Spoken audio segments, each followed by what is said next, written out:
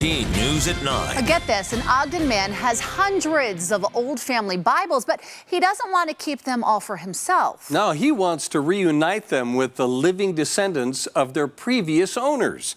Fox 13's Todd Tanner has that story. There's organizations that save the whales, there's organizations that save the harp seal, and I can understand that a little bit because my passion is rescuing these books. In Ogden, Utah, Joe Carey curates a collection of Bibles. It's not that there's someone out there trying to destroy them, but you're fighting time. He finds them at yard sales, thrift shops, and online. This is one of our oldest Bibles. It's from the 1700s. Joe knows the stories of Matthew, Mark, Luke, and John quite well, but those aren't necessarily the stories he's looking for. It talks about Dad working at the arsenal in 1941. Decades or even centuries ago, family events were chronicled on the cover pages of Bibles. Typically, the family always bought the most expensive Bible in their price range because it was the only book in the house. Some entries predate government records like birth and death certificates. They write,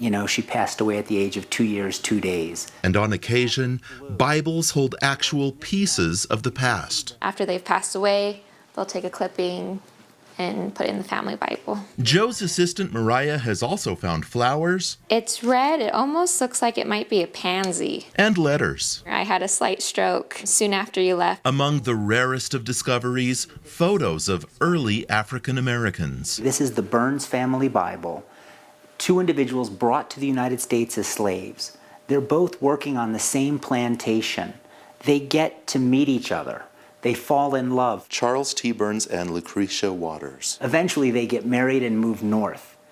Their descendants go on to launch one of the largest supermarket chains in America. As precious as these pages are, our mission is not to have a collection of Bibles. Our mission is to rescue them and reunite them. So if you come back in a year, I hope that this room is empty. Bible rescue volunteers post information online and track down living relatives. You don't have to be, in Ogden, Utah. You can be anywhere and do the family research. Help us reunite these Bibles with people. When a match is found, we ask for a $100 donation for the Bible. 100% of that goes to acquiring new Bibles. But if somebody says, I can't afford it, we'll just let it go for what they can pay. To watch what happens, Joe says, is priceless. The individual writing in it said, I wish I could have told you more how much I loved you. And when we reunited that Bible with that great-granddaughter, she wrote back and said, this has filled such a hole in my heart because I never knew if she loved my mom. Just because of the way the mom talked about her. If your family Bible does not hold such an intimate or transformative message, consider this. The hundreds of Bibles here do convey common threads of the human family. You see a spike in Bibles right during the Civil War, around World War I, World War II.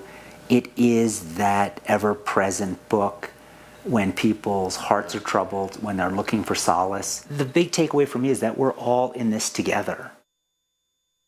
Fox 13's Todd Tanner reporting there. Now, you caught a glimpse of the Burns family Bible in that story. They were the former slaves. Turns out that they're related to Thurgood Marshall, the first African-American U.S. Supreme Court justice. His foundation will receive that Bible.